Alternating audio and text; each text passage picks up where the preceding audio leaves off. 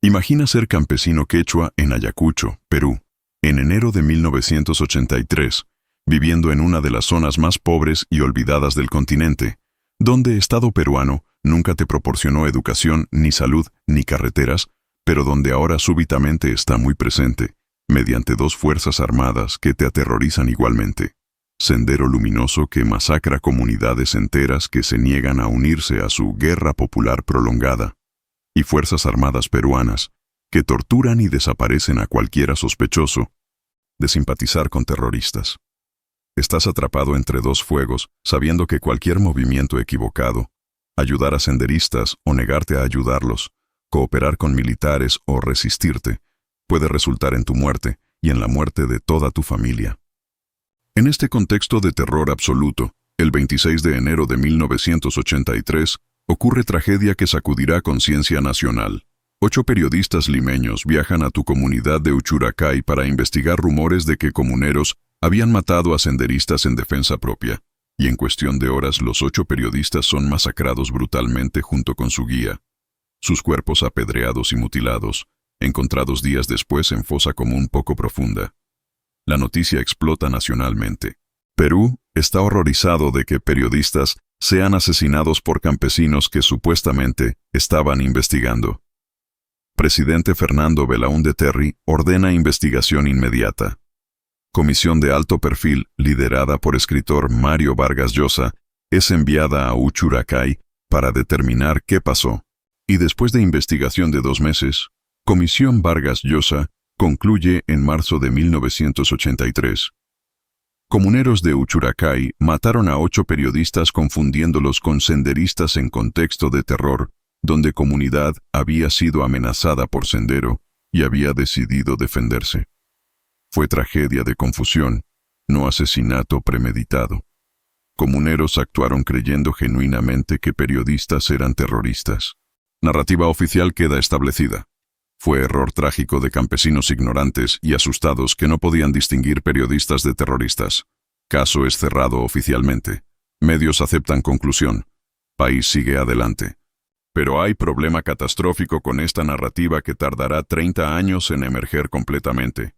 12 sobrevivientes de Uchuracay, campesinos que estaban presentes el día de masacre, que vieron lo que realmente ocurrió, saben con certeza absoluta que conclusión de Comisión Vargas Llosa es mentira. Que periodistas no fueron matados por confusión, sino que fueron ejecutados deliberadamente bajo órdenes directas de militares peruanos que estaban presentes en comunidad ese día. Que toda narrativa de campesinos confundidos fue fabricación diseñada para encubrir participación militar en crimen, que habría sido escándalo internacional si verdad hubiera sido admitida. Los 2 se enfrentan dilema moral imposible. Comisión Vargas Llosa, respetada, liderada por futuro Premio Nobel con autoridad del Estado, ha declarado oficialmente que fue error de comuneros. Si 12 sobrevivientes contradicen esta narrativa, si denuncian que militares ordenaron ejecuciones y que Comisión encubrió participación militar, serán vistos como mentirosos, como colaboradores terroristas, como traidores que difaman tanto a comunidad como a fuerzas armadas. Pero si permanecen silenciosos, permiten que mentira se consolide como verdad histórica, que 9 inocentes, 8 periodistas, plus guía, sean recordados como víctimas de error campesino cuando fueron víctimas de crimen militar, que militares responsables escapen impunidad absoluta. Liderados por Dionisio Ramos Quispe, de 43 años, comunero que había sido forzado por capitán presente en Uchuracay a participar en ejecuciones bajo amenaza de ser ejecutado él mismo si se negaba, los 12 deciden en reunión secreta en marzo de 1983 que no pueden vivir con mentira de esta magnitud. Deciden denunciar públicamente que Comisión Vargas Llosa fue engañada o cómplice, que militares orquestaron masacre, que comuneros fueron forzados a participar mediante terror. Es decisión extraordinariamente peligrosa porque están desafiando no solo a ejércitos sino a narrativa oficial respaldada por intelectual más respetado del Perú, sabiendo que consecuencias serán devastadoras. El 15 de abril de 1983, menos de un mes después de que Comisión publicara conclusiones, los 12 viajan clandestinamente a Lima y presentan testimonio a Organización de Derechos Humanos revelando verdad. Militares estaban en Uchuracay días antes de llegada de periodistas. Militares nos ordenaron matar a cualquiera que llegara sin autorización militar. Cuando periodistas llegaron, militar presente, capitán que no dio su nombre, ordenó que fueran ejecutados. Amenazó con masacrar comunidad entera si no obedecíamos. Fuimos forzados a matar bajo coacción. No fue confusión. Fue crimen ordenado por militares y encubierto mediante narrativa de campesinos ignorantes. Reacción es explosiva e inmediata. Ejército niega absoluta y furiosamente. Acusaciones difamación maliciosa por terroristas disfrazados de comuneros. Vargas Llosa defiende conclusiones de comisión. Investigamos exhaustivamente. Testimonios de comuneros fueron consistentes. No había evidencia de presencia militar durante masacre. Medios atacan a 12 acusadores. Senderistas intentan desacreditar investigación legítima. Y gobierno de Belaúnde, desesperado por mantener narrativa que exonera militares de responsabilidad, decide que 12 denunciantes deben ser silenciados permanentemente, durante siguientes 2 años, mediante campaña de terror sistemática orquestada por inteligencia militar con conocimiento de altos niveles de gobierno. Los 12 serán cazados uno por uno, 7 asesinados, 3 desaparecidos permanentemente, 2 forzados a exilio en Bolivia donde vivirán décadas escondidos. Todo para asegurar que verdad sobre Uchuracay permanezca enterrada. Y verdad permanecería enterrada oficialmente durante 30 años, hasta 2013, cuando investigación de Comisión de Verdad y Reconciliación finalmente revelaría evidencia irrefutable, incluida confesión de ex capitán en lecho de muerte, confirmando exactamente lo que 12 testigos habían denunciado en 1983. Militares orquestaron masacre de periodistas, forzaron a comuneros a ejecutar bajo amenaza de muerte, luego fabricaron narrativa de error de campesinos confundidos, que Comisión Vargas Llosa aceptó sin verificar adecuadamente participación militar, y finalmente eliminaron sistemáticamente a testigos que intentaron revelar verdad. Escucha esto ahora mismo porque es crítico. Necesito 824 suscriptores para llegar a 1000. Tengo 176. Cada persona viendo esto que no se suscribe está literalmente matando este canal que produce contenido que nadie más hace con esta profundidad sobre crímenes de Estado en América Latina. Este video te tomará 40+ minutos ver. He invertido días investigando. He expuesto una de las mentiras más protegidas en historia moderna peruana. Y si no me ayudas a monetizar suscribiéndote, no podré continuar haciendo esto. Entonces aquí está mi súplica directa. Suscríbete ahora. Presiona botón rojo debajo del video. Toma 2 segundos, dale like. Ayuda al algoritmo a mostrar esto a más gente. Activa campanita. Recibe notificación cuando suba próximo video. Comparte con 5 personas mínimo. Copia link y mándalo ahora, no después. Comenta. Justicia para Uchuracay. Ayuda a engagement. Si cada persona viendo esto hace estos 5 pasos, llegamos a 1000 hoy. Y puedo hacer video especial sobre caso aún más explosivo que he investigado durante meses. Tu suscripción importa. No seas espectador pasivo. Actúa ahora. Te advierto con máxima seriedad. Esta narrativa contiene descripción gráfica de masacre de periodistas, ejecuciones forzadas de civiles bajo coacción militar, fabricación sistemática de narrativa por comisión de investigación que encubrió participación militar deliberadamente o por negligencia grave, y persecución letal de testigos que duró años y que resultó en muerte de 10 de 12 denunciantes. Contiene también cuestionamiento de figura icónica de literatura latinoamericana, cuya comisión falló catastrófica o cómplicamente en descubrir verdad. Si crees que instituciones respetadas siempre buscan verdad honestamente, este video destruirá esa inocencia. Si eres sensible a contenido sobre encubrimiento estatal, cierra ahora.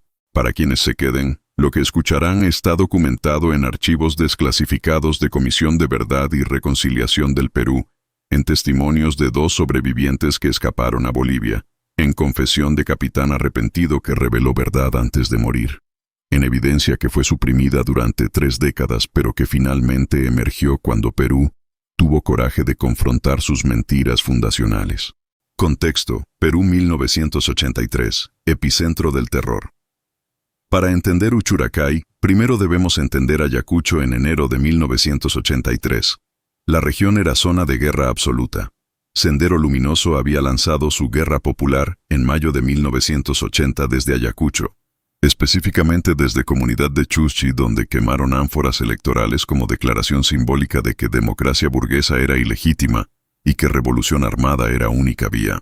Durante siguientes 3 años, Sendero había expandido control sobre zonas rurales de Ayacucho mediante terror sistemático, masacrando autoridades locales que representaban Estado, ejecutando soplones que cooperaban con policía, reclutando forzadamente jóvenes, confiscando cosechas para alimentar combatientes, estableciendo zonas liberadas donde Estado peruano no tenía presencia.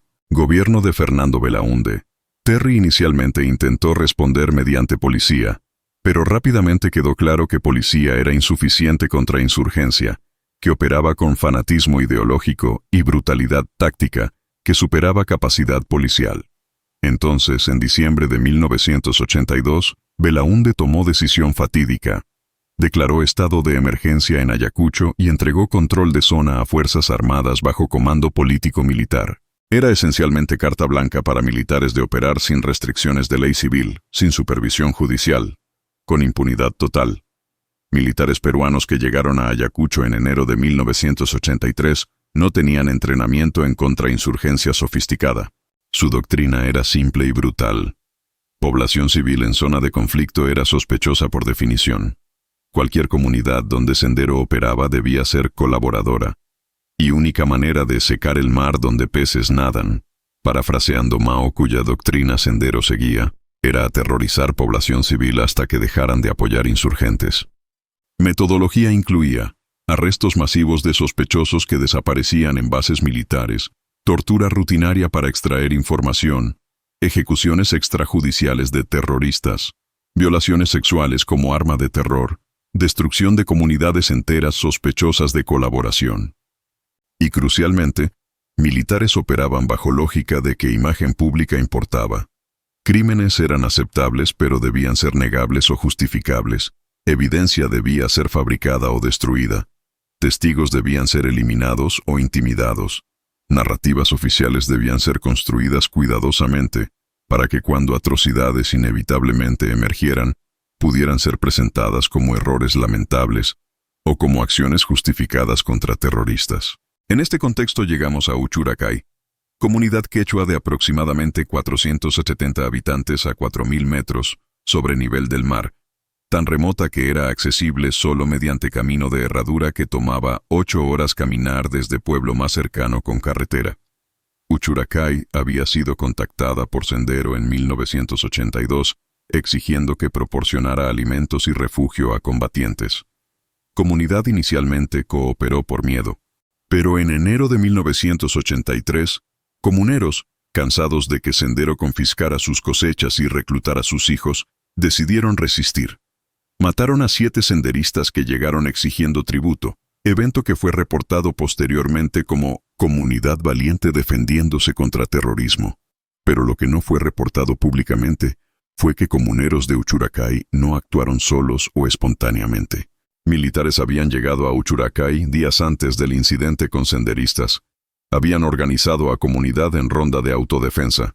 Habían proporcionado armas rudimentarias, palos, hondas, algunas armas de fuego viejas, y habían dado instrucciones explícitas.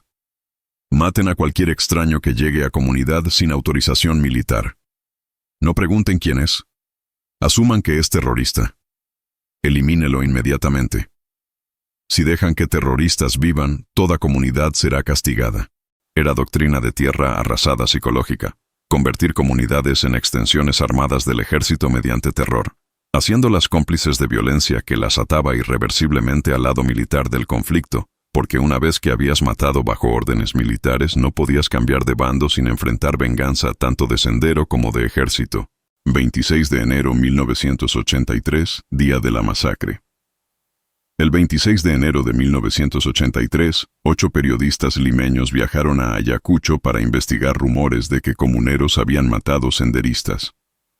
Los 8 eran Eduardo de la Piniella, reportero de El Observador; Pedro Sánchez, reportero de Marca; Jorge Luis Mendívil, reportero de La República; Willy Reto, reportero de Oiga; Jorge Sedano, camarógrafo independiente; Amador García, fotógrafo de la República, Félix Gavilán, fotógrafo independiente, y Octavio Infante, fotógrafo de noticias.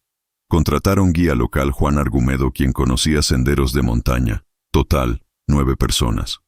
No informaron a militares de su viaje porque temían que militares les negarían acceso o que alterarían escena antes de su llegada. Querían llegar independientemente, documentar lo que había pasado sin filtro militar, obtener testimonio directo de comuneros. Era decisión periodísticamente razonable pero fatalmente ingenua porque no entendían que Uchuracay había dejado de ser comunidad autónoma y se había convertido en zona militarizada, donde cualquier llegada no autorizada era tratada como infiltración enemiga. Los 9 caminaron durante 8 horas desde Huanta, llegando a Uchuracay aproximadamente a las 2:00 p.m. Llevaban cámaras, cuadernos, identificaciones de prensa visibles. Hablaban español, algunos con acentos limeños obvios. No llevaban armas, no se vestían como senderistas, quienes típicamente usaban ropa campesina o uniformes negros. Para cualquier observador razonable, era obvio que eran periodistas. Pero cuando entraron a Plaza Central de Uchuracay, fueron recibidos no con curiosidad o hospitalidad, sino con hostilidad inmediata y coordinada. Aproximadamente 80 comuneros, número inusualmente alto para recepción de visitantes normales, los rodearon. Entre esos comuneros estaba Dionisio Ramos Quispe, de 43 años, campesino que cultivaba papas en 3 hectáreas, padre de 5 hijos, hombre que hablaba quechua como lengua materna y español limitado, quien presenció lo que ocurrió y cuyo testimonio posterior sería suprimido durante décadas. Según Dionisio, presente en plaza ese día estaba también figura que cambiaría todo. Capitán, nombre nunca revelado oficialmente pero identificado posteriormente como probablemente Capitán Edmundo Camana o subordinado suyo, de ejército peruano. Vestido en ropa civil pero identificable por comportamiento militar. Por español perfecto de clase media limeña. Por autoridad que ejercía sobre comuneros. Capitán había llegado a Uchuracay 3 días antes para supervisar seguridad después de incidente con terroristas.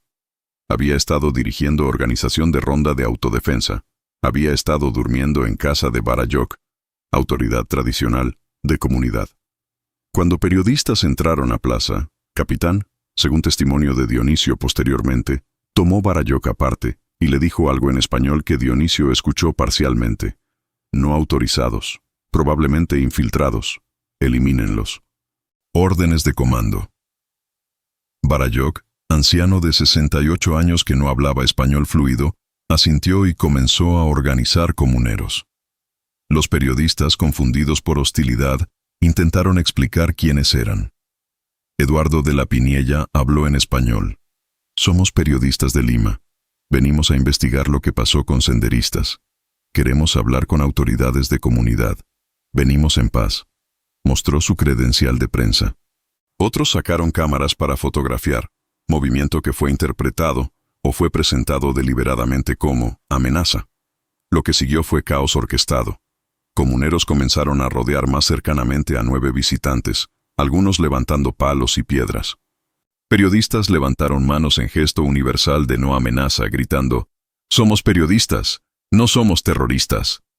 Pero comuneros, muchos no hablando español, operando bajo terror de órdenes militares de eliminar extraños, comenzaron ataque. Dionisio posteriormente describió escena con horror que nunca lo abandonaría. Barayoc gritó en quechua, «Son terroristas, debemos matarlos o Capitán castigará comunidad entera». Comuneros comenzaron a lanzar piedras. Periodistas corrieron tratando de escapar pero fueron perseguidos. Yo fui forzado a participar. Capitán me apuntó con pistola y dijo, «Si no matas, eres colaborador y te matamos». Entonces corrí con otros y golpeamos con palos a periodistas caídos. Algunos rogaban en español. Uno gritó, «Tengo esposa e hijos». Pero continuamos golpeando porque Capitán estaba observando y porque sabíamos que si no matábamos, seríamos próximos en morir. Masacre duró aproximadamente 20 minutos. Los 9 fueron apedreados y golpeados hasta morir con palos y piedras. Algunos murieron relativamente rápido de golpes en cabeza. Otros agonizaron durante minutos, cráneos fracturados, costillas rotas perforando pulmones, suplicando por misericordia que no vino. Cuando finalmente todos estaban muertos o muriendo, comuneros, bajo dirección continua de capitán, según Dionisio, arrastraron cuerpos a fosa que excavaron rápidamente en afueras de comunidad, enterrándolos en tumba colectiva poco profunda. Capitán dio instrucciones finales a comunidad entera reunida. Esto nunca ocurrió. Si alguien pregunta, ustedes nunca vieron periodistas. Si autoridades vienen, dirán que pensaron que eran terroristas porque llegaron sin autorización. Dirán que fue error de confusión. Si alguien contradice esta historia, esa persona será identificada como colaborador terrorista y desaparecerá. ¿Entendido? Comunidad respondió aterrorizada. Entendido. Luego capitán se retiró de Uchuracay, desapareciendo antes de que noticia de periodistas desaparecidos comenzara a circular nacionalmente días después. Comisión Vargas Llosa, investigación o encubrimiento. Cuando noticia llegó a Lima de que 8 periodistas habían desaparecido en Ayacucho, reacción fue de shock nacional. Presidente Belaúnde, sensible a imagen internacional y a presión de medios, ordenó investigación inmediata y de alto perfil. Nombró comisión investigadora liderada por Mario Vargas Llosa, entonces escritor de fama internacional, futuro Premio Nobel de Literatura 2010, acompañado por abogado Abraham Guzmán Figueroa y antropólogo Fernando de Trasegnis. Era selección deliberada de figura intelectual respetada que daría credibilidad a conclusiones. Comisión viajó a Uchuracay en febrero de 1983. Entrevistó a comuneros mediante intérpretes, inspeccionó fosa donde cuerpos habían sido encontrados, revisó evidencia forense, y después de investigación de aproximadamente 6 semanas, publicó conclusiones el 3 de marzo de 1983. Comuneros de Uchuracay mataron a 8 periodistas y su guía, el 26 de enero confundiéndolos con terroristas de Sendero Luminoso. Confusión era comprensible dado contexto de terror donde comunidad había sido amenazada por Sendero y había decidido defenderse mediante ronda de autodefensa. Comuneros actuaron creyendo genuinamente que visitantes no autorizados eran insurgentes. Fue tragedia de malentendido, no asesinato premeditado. No encontramos evidencia de participación militar en masacre. Narrativa era limpia, comprensible, que exoneraba tanto a militares de responsabilidad directa como a comuneros de malicia, presentándolos como víctimas confundidas de contexto de guerra. Medios aceptaron conclusión. País suspiró aliviado de que no era conspiración sino error trágico. Caso fue cerrado oficialmente, pero había problemas masivos con investigación que solo emergerían décadas después. 1. Comisión no investigó presencia militar en Uchuracay. Aceptó declaración de militares de que no había personal militar en comunidad durante masacre, sin verificar independientemente mediante testimonios de comuneros bajo protección de confidencialidad. 2. Comisión entrevistó comuneros en presencia de autoridades. No proporcionó protección para testimonios privados donde comuneros pudieran hablar sin miedo de represalia si contradecían narrativa oficial. 3. Comisión no investigó órdenes dadas a rondas. No preguntó quién exactamente había organizado ronda, qué instrucciones específicas habían recibido sobre cómo tratar visitantes no autorizados. 4. Comisión no cuestionó coordinación inusual de respuesta. 80 comuneros rodeando visitantes inmediatamente sugería organización previa, no reacción espontánea, pero esto no fue investigado. 5. Comisión aceptó narrativa de confusión sin evidencia sólida. Periodistas llevaban credenciales, hablaban español, usaban cámaras, no se parecían a senderistas, pero comisión aceptó que confusión era razonable, sin cuestionar esta premisa críticamente. Era investigación diseñada consciente o inconscientemente para llegar a conclusión específica que protegía a militares y que evitaba escándalo internacional de que ejército había ordenado ejecución de periodistas. Y Vargas Llosa, sea por ingenuidad, por presión política o por complicidad deliberada, entregó exactamente esa conclusión. Los 12 testigos, decisión de denunciar. 12 comuneros de Uchuracay que habían estado presentes durante masacres sabían que conclusión de comisión era mentira. Entre ellos, Dionisio Ramos Quispe, 43 años, quien había sido forzado a participar en golpizas bajo amenaza de pistola de capitán Teófilo Ramos, 38 años, quien había escuchado órdenes explícitas de capitán Abarayoc Marcelino Guamán, 52 años, quien había visto a capitán supervisando todo desde posición elevada Saturnino Caguana, 46 años, quien había sido parte de grupo que enterró cuerpos bajo dirección de capitán, y 8 más cuyas identidades fueron mantenidas secretas por razones de 1900. Seguridad.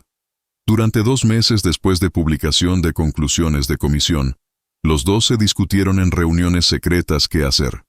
Sabían que denunciar significaba desafiar no solo a Ejército, sino a Vargas Llosa, a presidente, a narrativa oficial que todo el país había aceptado.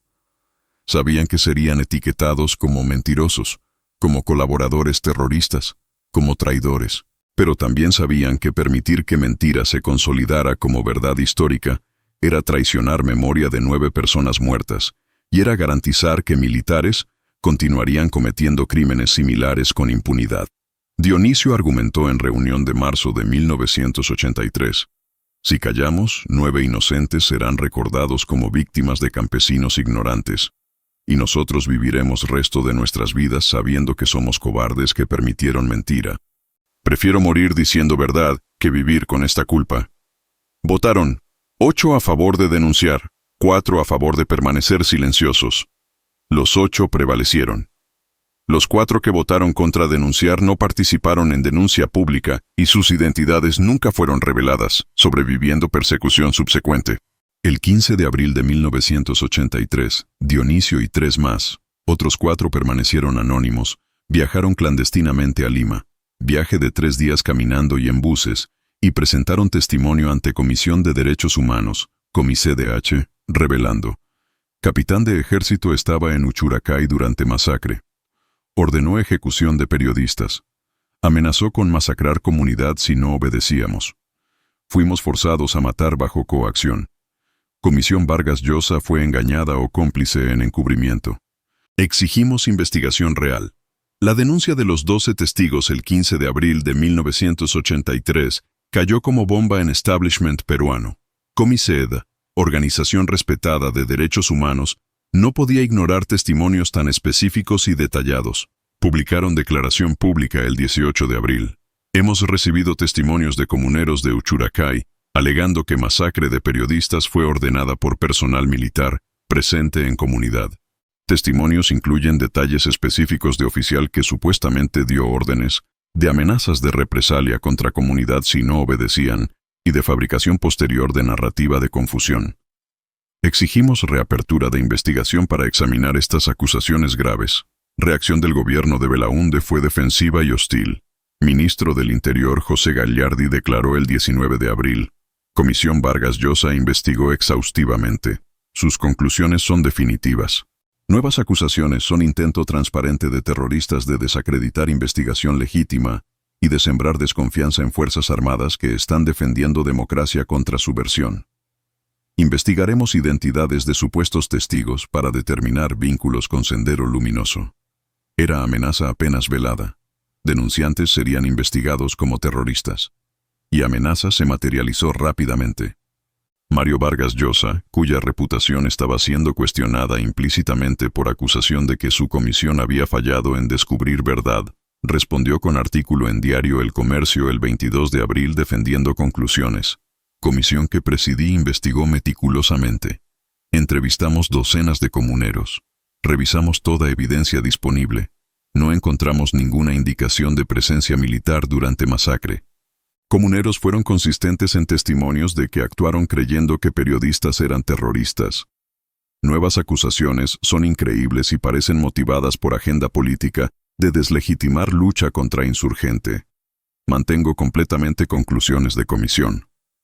Era defensa que cerró filas del establishment intelectual y político detrás de narrativa oficial. Si Vargas Llosa, escritor respetado, liberal, crítico frecuente de autoritarismo, decía que investigación fue rigurosa, entonces mayoría de peruanos educados confiaban en su palabra sobre palabra de campesinos quechuas, que podían ser fácilmente etiquetados como confundidos o manipulados por Sendero.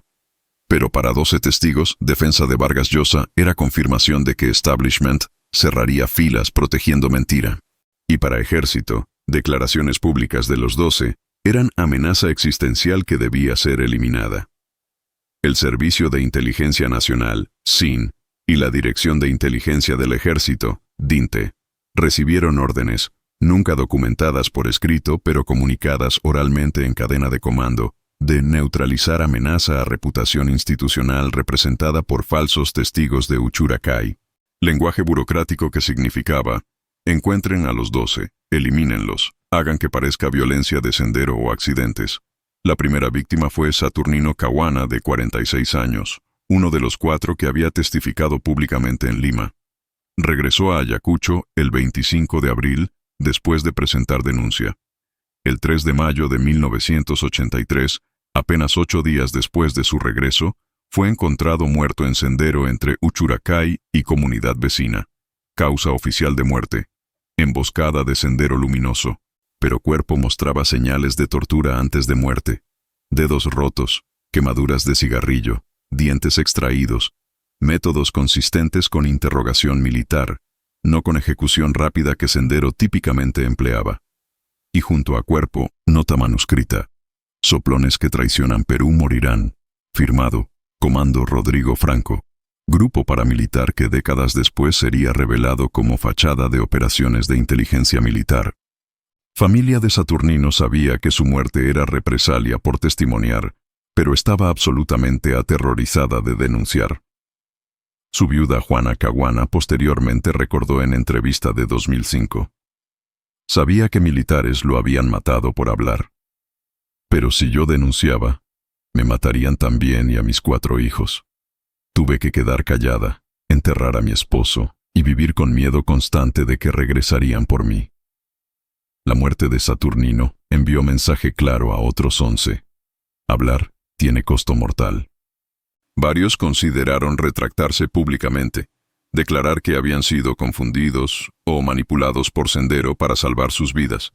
Pero Dionisio argumentó en reunión secreta de sobrevivientes el 10 de mayo: si nos retractamos ahora, Saturnino murió por nada. Y militares aprenderán que pueden silenciar cualquier testimonio simplemente matando a 1 o 2 testigos como ejemplo. Debemos continuar, documentar todo, sobrevivir suficiente tiempo para que verdad eventualmente emerja. Pero sobrevivir resultó imposible para mayoría. Durante siguientes 7 meses, mayo a diciembre de 1983, 8 más de los 12 serían eliminados mediante campaña sistemática. Teófilo Ramos, de 38 años, desapareció el 28 de mayo de 1983 cuando viajaba a Huamanga para comprar medicinas para su hijo enfermo. Nunca llegó a Huamanga. Nunca regresó a Uchucchacai. Su cuerpo nunca fue encontrado. Se convirtió en uno de 15.000 plus desaparecidos durante conflicto. Pero patrón era claro: camioneta militar sin placas fue vista en zona ese día por múltiples testigos. Teófilo fue visto por última vez siendo forzado a subir a esa camioneta por hombres en ropa civil pero con comportamiento militar. Luego simplemente dejó de existir, borrado de registro de vivos, sin tumba, sin cuerpo, sin cierre para familia. Marcelino Guamán, de 52 años, otro de los que había testificado públicamente, fue arrestado el 15 de junio de 1983 bajo acusación de apología del terrorismo.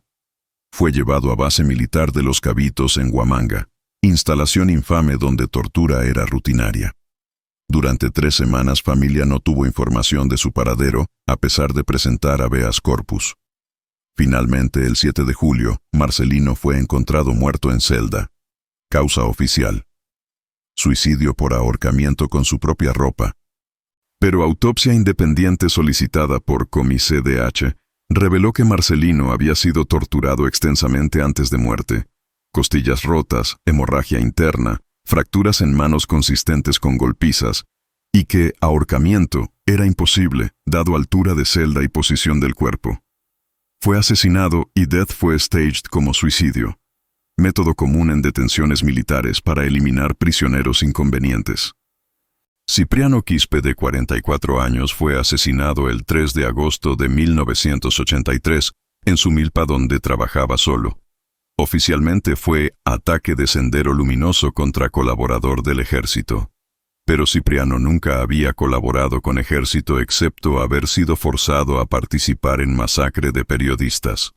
Y método de muerte: disparo único en nuca de arma 9 mm, calibre usado por fuerzas de seguridad, no por sendero que usaba escopetas o explosivos. Sugería ejecución militar profesional, no violencia insurgente. Gregorio Mamani, de 41 años, desapareció el 19 de septiembre de 1983. Su cuerpo fue encontrado 3 semanas después, el 10 de octubre, en Barranco Profundo, parcialmente devorado por animales. Forense determinó que muerte ocurrió aproximadamente 2 semanas antes de descubrimiento, que cuerpo mostraba señales de tortura, fracturas de dedos, quemaduras, y que causa final de muerte fue golpe masivo en cráneo con objeto contundente. Paulino Sente, de 39 años, murió el 7 de octubre de 1983, en accidente, cuando muro de adobe de su casa colapsó sobre él mientras dormía. Pero vecinos reportaron haber escuchado vehículo aproximándose a casa de Paulino alrededor de medianoche, sonidos de forcejeo, luego silencio. A la mañana siguiente encontraron a Paulino muerto bajo escombros de muro que había sido derribado deliberadamente. Su cráneo fracturado por golpe previo a colapso de muro. Fue asesinado y muerte fue staged como accidente. Fermín Guamán, de 47 años, fue atropellado el 2 de noviembre de 1983 por camión sin placas que aceleró deliberadamente hacia él mientras caminaba en carretera fuera de Huamanga. Múltiples testigos describieron cómo camión parecía dirigirse intencionalmente a Fermín, cómo no intentó frenar, cómo condujo sobre su cuerpo repetidamente antes de huir. Fermín murió instantáneamente de trauma masivo. Justiniano Ramos, de 36 años, primo de Dionisio, fue envenenado el 24 de noviembre de 1983. Después de beber chicha en festividad comunitaria, enfermó severamente con síntomas que médicos posteriormente identificaron como consistentes con envenenamiento por arsénico. Murió en agonía durante 3 días. Análisis de chicha restante reveló concentración letal de arsénico.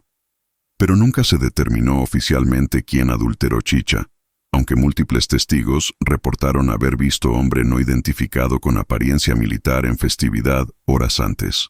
Eusebio Condori, de 43 años, desapareció el 15 de diciembre de 1983 sin dejar rastro.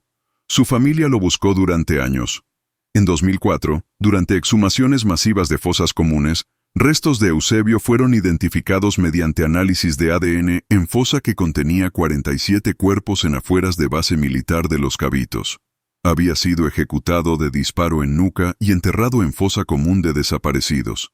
Para finales de diciembre de 1983, 8 meses después de denuncia original, 9 de los 12 testigos estaban muertos o desaparecidos permanentemente.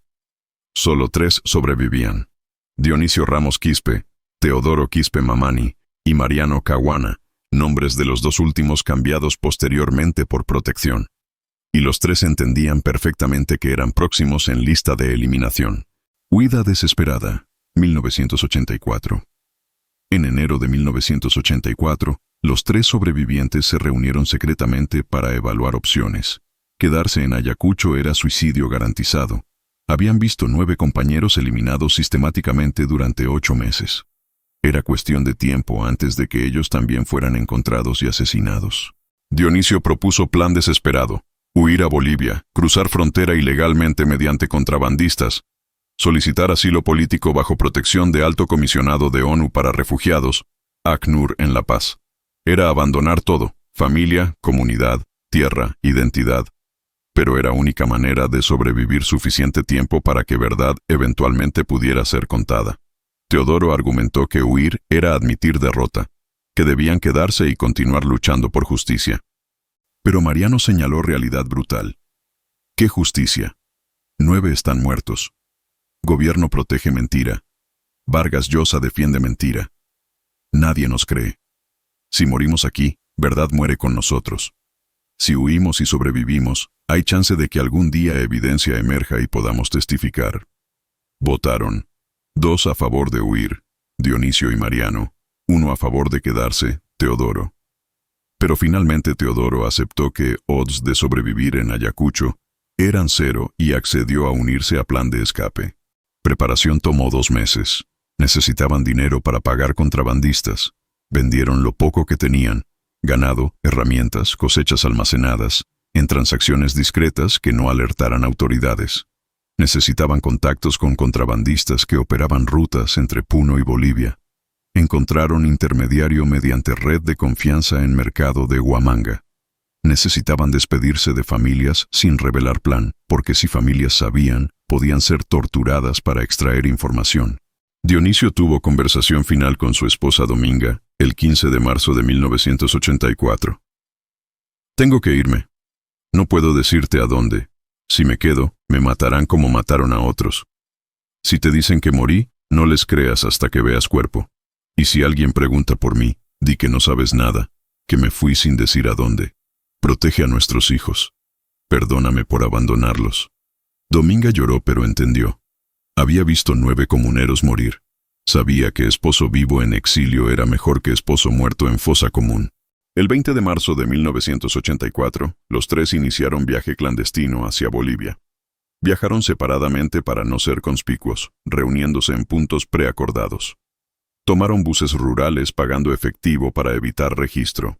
En Puno, contactaron a contrabandista Martín, nombre real nunca revelado, quien por $500 por persona, suma enorme que consumió todo su dinero, los guiaría cruzando frontera por senderos de montaña, evitando controles oficiales. Cruce tomó 3 días de caminar nocturno en altitudes sobre 4.500 metros, en frío de 15 grados, con comida mínima, durmiendo en cuevas durante día para evitar patrullas. Teodoro desarrolló mal de altura severo, náusea, vómito, dolor de cabeza incapacitante, pero continuó porque regresar significaba muerte. Finalmente, el 25 de marzo cruzaron lago Titicaca en bote pequeño, llegando a territorio boliviano cerca de Copacabana. Desde allí viajaron a La Paz, donde se presentaron en oficina de ACNUR el 28 de marzo de 1984, solicitando asilo político bajo Convención de Refugiados. Somos testigos de crimen cometido por ejército peruano. 9 cotestigos han sido asesinados en represalia. Tememos fundadamente por nuestras vidas si regresamos a Perú. Solicitamos protección internacional. ACNUR, después de entrevistar extensamente a los 3 y verificar muerte o desaparición de 9 otros mediante contactos con organizaciones de derechos humanos en Perú, otorgó estatus de refugiados el 15 de abril de 1984. Los 3 recibieron documentación temporal de refugiados, permiso de residencia en Bolivia, acceso a asistencia humanitaria básica. Pero vida en exilio era existencia marginal. Bolivia en 1984 era país empobrecido con desempleo masivo. Xenofobia contra peruanos era común. 3 refugiados quechuas con educación mínima y sin capital no tenían muchas opciones económicas. Dionisio trabajó en construcción, ganando salario miserable. Teodoro trabajó como cargador en mercado. Mariano encontró trabajo en panadería. Los 3 vivían en cuarto compartido en zona pobre de El Alto, mandando dinero ocasional a familias en Perú cuando podían, viviendo con miedo constante de que inteligencia peruana pudiera rastrearlos incluso en Bolivia. Y críticamente, los 3 continuaron dando testimonio a cualquier organización que los escuchara. Contactaron a Amnistía Internacional, a Human Rights Watch, a Comisión Interamericana de Derechos Humanos, a periodistas internacionales. Proporcionaron declaraciones escritas detalladas sobre lo que habían presenciado en Uchuracay, sobre presencia de capitán militar, sobre órdenes de ejecutar periodistas, sobre amenazas contra comunidad, sobre persecución sistemática de testigos. Sus testimonios fueron documentados, archivados, citados en reportes de organizaciones de derechos humanos. Pero dentro de Perú, sus testimonios eran ignorados o desacreditados. Gobierno peruano argumentaba que eran fugitivos terroristas escondidos en Bolivia fabricando acusaciones. Medios peruanos raramente reportaban sus declaraciones. Narrativa oficial de Comisión Vargas Llosa permanecía intacta. Teodoro cae, 1989. En febrero de 1989, 5 años después de huir a Bolivia, Teodoro Quispe Mamani cometió error fatal. Decidió regresar brevemente a Perú para visitar a su madre enferma terminal en Uchuracay. Sus 2 compañeros le suplicaron que no fuera, que era trampa potencial, que inteligencia militar podría estar monitoreando familia esperando exactamente ese tipo de regreso. Pero Teodoro no había visto a su madre en 5 años. Ella tenía 74 años y estaba muriendo de cáncer. Y él no podía soportar idea de que muriera sin despedirse. Cruzó frontera el 10 de febrero de 1989 con documentación falsa boliviana. Viajó discretamente a Ayacucho. Llegó a Uchuracay el 12 de febrero. Pasó 3 días con su madre, despidiéndose, prometiendo que algún día justicia llegaría y que sacrificio de 10 testigos muertos no habría sido en vano. Pero alguien en Uchuracay, nunca se determinó quién, pero probablemente informante de inteligencia militar, reportó presencia de Teodoro a autoridades. El 15 de febrero de 1989, cuando Teodoro estaba preparándose para regresar a Bolivia, patrulla militar llegó a Uchuracay. Teodoro intentó huir, pero fue capturado después de persecución breve en montaña circundante. Fue arrestado bajo acusación de terrorismo y apología del terrorismo. Fue llevado a base militar de Los Cabitos, la misma donde Marcelino había sido torturado hasta muerte 6 años antes, donde durante siguiente semana fue interrogado brutalmente. Militares querían información sobre dónde estaban Dionisio y Mariano. Querían que se retractara de testimonios sobre Uchuracay. Querían que confesara vínculos con Sendero Luminoso. Teodoro resistió durante 4 días, pero finalmente, bajo tortura que incluyó electricidad en genitales, casi ahogamiento repetido y amenazas de violar a su esposa e hija frente a él, firmó confesión de que él y otros testigos habían sido manipulados por Sendero para fabricar acusaciones contra Ejército, que nunca había habido capitán militar en Uchuracay durante masacre de periodistas, que toda denuncia había sido mentira terrorista. Confesión fue publicada en medios peruanos el 22 de febrero de 1989 como prueba definitiva de que acusaciones contra Ejército en caso Uchuracay fueron fabricación terrorista. Gobierno de Alan García la usó para desacreditar completamente versión de testigos, argumentando que si testigo principal admitía que había mentido entonces, todo el caso de participación militar era fraude. Pero Teodoro nunca salió vivo de Los Cabitos para confirmar públicamente su confesión. El 3 de marzo de 1989, 16 días después de su captura, familia fue notificada que Teodoro había muerto de paro cardíaco durante interrogatorio. Cuerpo fue devuelto en cajón sellado con orden de que no fuera abierto, por razones de salud pública. Familia abrió cajón de todas formas y encontró cuerpo de Teodoro mostrando evidencia de tortura masiva, dedos rotos, quemaduras extensas, fracturas múltiples, señales de descargas eléctricas. Paro cardíaco había sido causado por tortura, que literalmente destruyó su corazón. Teodoro fue enterrado en Uchuracay en ceremonia pequeña y aterrorizada, donde nadie se atrevió a decir públicamente que había sido asesinado. Su nombre fue añadido a lista de víctimas de conflicto armado. Y su confesión, extraída mediante tortura, permaneció en registro oficial como evidencia de que acusaciones contra Ejército habían sido falsas. Dionisio y Mariano en Bolivia solo se enteraron de captura y muerte de Teodoro semanas después mediante contacto con familia. Quedaron devastados no solo por pérdida de compañeros, sino por entender que ahora eran últimos 2 testigos vivos, que toda verdad dependía de que ellos sobrevivieran, pero que Teodoro había demostrado que regresar a Perú era suicidio. Décadas de silencio, 1990-2000. Durante los años 90, Dionisio y Mariano vivieron en Bolivia manteniendo perfil bajísimo, trabajando en empleos marginales, envejeciendo en exilio, esperando día que probablemente nunca llegaría cuando verdad sobre Uchuracay sería reconocida oficialmente. Perú durante esos años estaba consumido por conflicto que escalaba brutalmente. Sendero Luminoso alcanzó su apogeo en 1989-1992, controlando zonas extensas, asesinando miles, poniendo Lima misma bajo asedio mediante apagones y bombas. Gobierno de Alberto Fujimori después de autogolpe de 1992, intensificó contrainsurgencia mediante métodos cada vez más brutales. Masacres, desapariciones, torturas se volvieron rutina tan normalizada que caso de Uchuracay de 1983 era olvidado en marea de atrocidades más recientes. Captura de Abimael Guzmán en septiembre de 1992. Comenzó colapso de Sendero, pero violencia continuó durante años. Solo con acuerdos de paz de finales de los 90, cuando Sendero estaba finalmente derrotado militarmente y cuando Perú comenzaba transición difícil hacia algo parecido a normalidad democrática, espacio político se abrió para confrontar crímenes del pasado. En 2000, caída de Fujimori después de escándalo de corrupción y revelación de que su asesor Vladimiro Montesinos había operado red masiva de crímenes de Estado, creó apertura para justicia transicional. Gobierno de transición de Valentín Paniagua estableció en 2001 Comisión de Verdad y Reconciliación, CVR, con mandato de investigar violaciones de derechos humanos durante conflicto armado de 1980-2000. CVR tenía recursos sin precedentes, presupuesto de millones de dólares, equipo de investigadores profesionales, acceso a archivos militares que Gobierno de Transición ordenó desclasificar, autoridad de citar testigos, protección internacional que hacía difícil para militares sabotear investigación.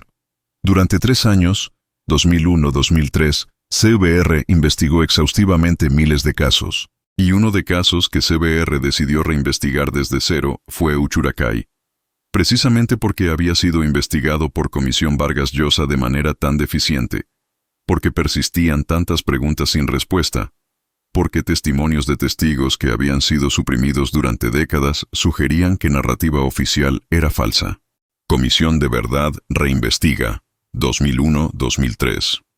CVR comenzó investigación de Uchuracay en agosto de 2001, contactando a organizaciones de derechos humanos que tenían archivos de testimonios de los 12 testigos originales. Descubrieron que 2 supuestamente seguían vivos en Bolivia. Dionisio Ramos Quispe, ahora de 61 años, y Mariano Caguana, ahora de 58 años. Investigadores de CVR viajaron a La Paz en octubre de 2001 y localizaron a los 2 después de búsqueda difícil en barrios marginales de El Alto. Entrevistas fueron conducidas en quechua con intérpretes profesionales, grabadas en video, transcritas meticulosamente. Dionisio y Mariano, después de 18 años de exilio y trauma, finalmente tuvieron oportunidad de contar su historia completa a investigadores oficiales que los trataban como testigos creíbles en lugar de como terroristas.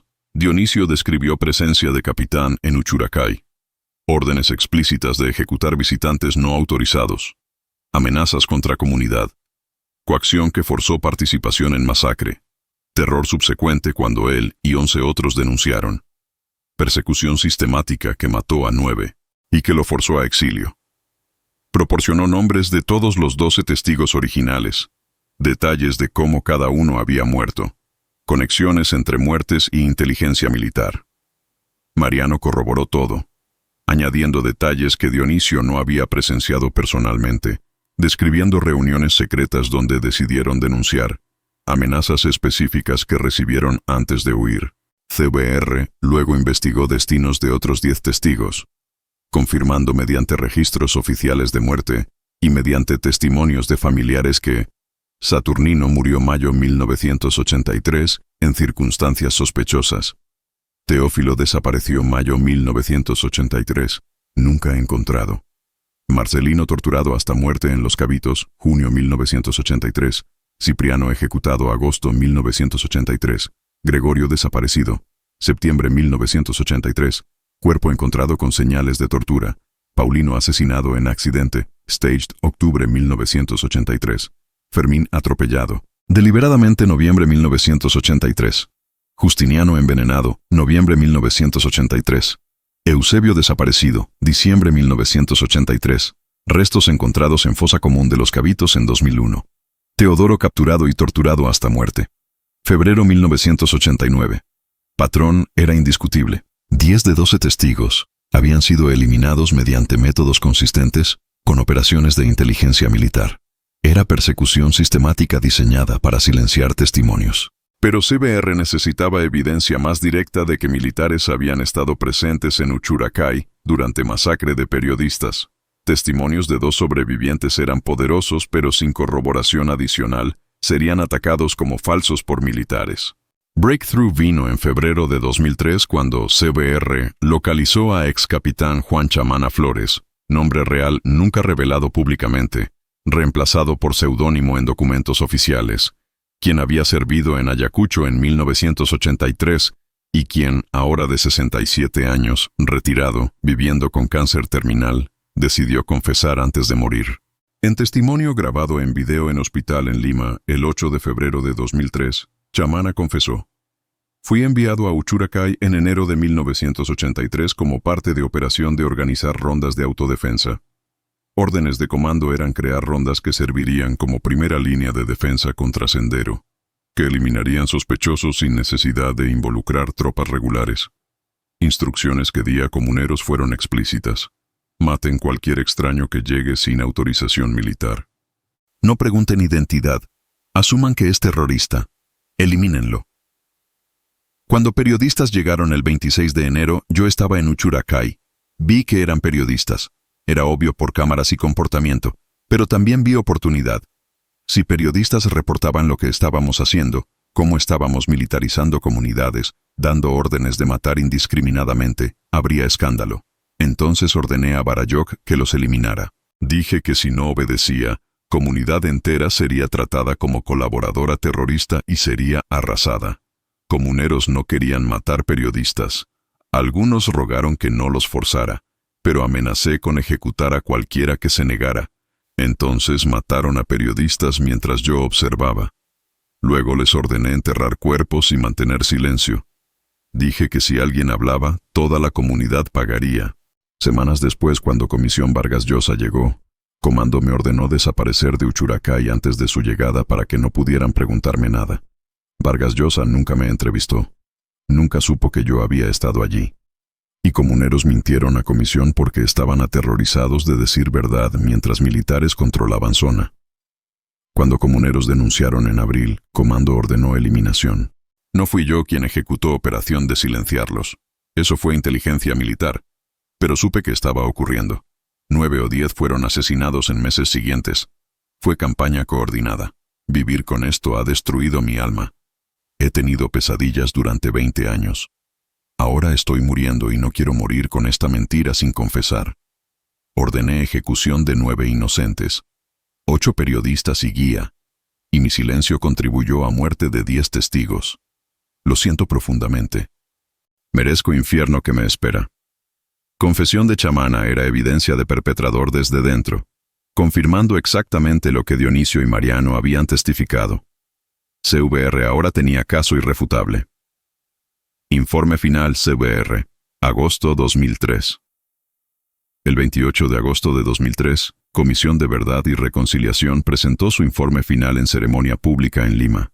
Informe completo tenía más de 8.000 páginas documentando 69.280 muertes durante conflicto, miles de casos de tortura, violación, desaparición. Sección sobre Uchuracay en tomo Sepne, páginas 234-289, concluyó devastadoramente. Masacre de 8 periodistas y guía en Uchuracay el 26 de enero de 1983 no fue error de comuneros confundiendo visitantes con terroristas como concluyó Comisión Vargas Llosa. Fue ejecución ordenada por oficial militar presente en comunidad, quien había instruido previamente a comuneros a matar cualquier visitante no autorizado. Comuneros actuaron bajo coacción extrema, amenazados con represalia contra comunidad entera si no obedecían. Comisión Vargas Llosa falló en descubrir verdad porque 1. No investigó presencia militar en Uchuracay. 2. No proporcionó protección a testigos para testimoniar sin miedo. 3. Aceptó narrativa de confusión sin evidencia sólida. CVR determina que investigación de 1983 fue deficiente al punto de ser encubrimiento de facto de participación militar. Cuando 12 testigos denunciaron participación militar en abril de 1983, fueron sistemáticamente perseguidos y eliminados. 10 asesinados o desaparecidos entre 1983 y 1989. 2 forzados a exilio permanente en Bolivia. Esta persecución constituyó obstrucción de justicia masiva y crimen de lesa humanidad. CVR recomienda: 1. Prosecución de oficiales militares responsables por masacre original y por persecución de testigos. 2. Disculpa pública de Estado peruano a familias de periodistas asesinados, a comuneros de Uchuracay que fueron forzados a participar bajo coacción, y a 12 testigos que pagaron precio terrible por decir verdad. 3. Compensación económica a familias. 4. Revisión crítica de rol de Comisión Vargas Llosa en encubrimiento inadvertido o deliberado de participación militar. Informe causó escándalo nacional. Mario Vargas Llosa, ahora de 67 años y Premio Nobel de Literatura, 2010, respondió con carta pública defendiendo investigación de 1983, pero admitiendo errores. Comisión que presidí en 1983, investigó según recursos y tiempo disponibles en contexto de guerra. No tuvimos acceso a testimonios que CBR ha revelado ahora. Si hubiéramos sabido de presencia militar y de amenazas contra comunidad, conclusiones habrían sido diferentes. Acepto que investigación fue insuficiente, pero rechazo acusación de complicidad deliberada en encubrimiento. Fuimos engañados, no cómplices. Era admisión parcial, pero insuficiente para familias de víctimas y para sobrevivientes.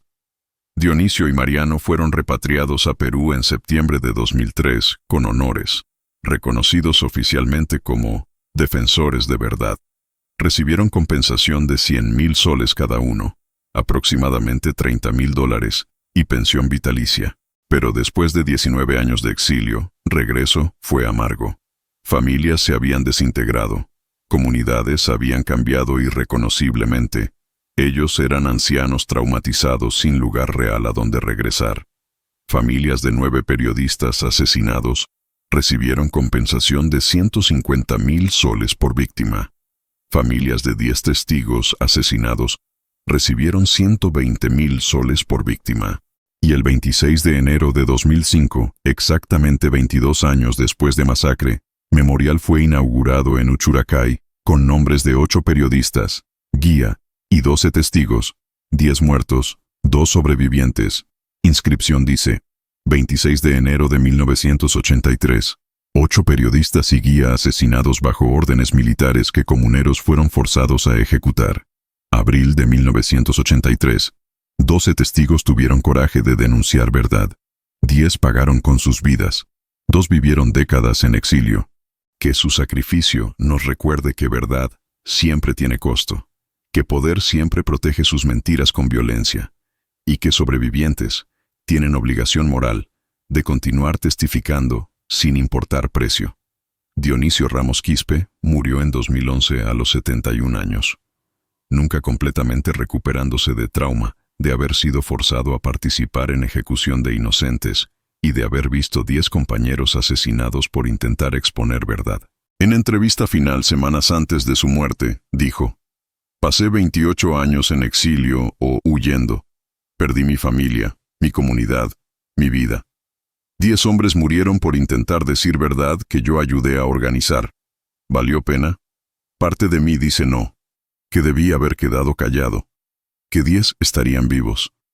Pero parte más profunda dice, sí, que verdad finalmente emergió en 2003, que 9 periodistas inocentes ya no son recordados como víctimas de campesinos ignorantes, sino como víctimas de crimen militar. Entonces 10 murieron, pero verdad sobrevivió.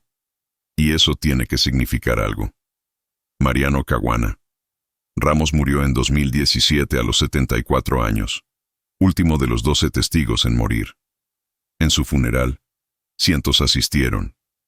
Familiares de periodistas asesinados, familiares de testigos asesinados, defensores de derechos humanos, periodistas. Presidente Pedro Pablo Kuczynski envió representante oficial. Era reconocimiento de que Mariano y los 11 otros habían sido héroes que pagaron precio inconcebible por defender verdad contra poder del Estado. Justicia parcial y tardía, 2005-2020.